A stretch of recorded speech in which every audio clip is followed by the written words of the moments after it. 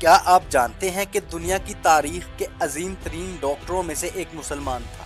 اس عظیم شخصیت کا نام ابن سینا تھا، جنہیں مغرب میں ایویسینا بھی کہا جاتا ہے۔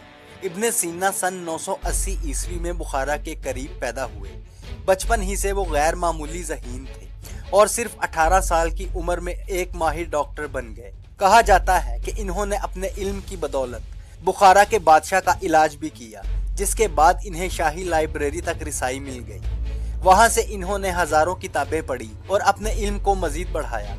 ابن سینا نے تقریباً 450 کتابیں لکھی، جن میں سب سے مشہور کتاب القانون فی الطب ہے۔ یہ کتاب اتنی اہم تھی کہ یورپ کی یونیورسٹیوں میں تقریباً 600 سال تک میڈیکل کی بنیادی کتاب کے طور پر پڑھائی جاتی رہی۔ ابن سینا صرف ڈاکٹر ہی نہیں تھے، بلکہ وہ فلسفی، سائنسدان اور مفکر بھی تھے۔ اسی وجہ سے آج بھی انہیں طب کے ابتدائی بانیوں میں سے ایک مانا جاتا ہے۔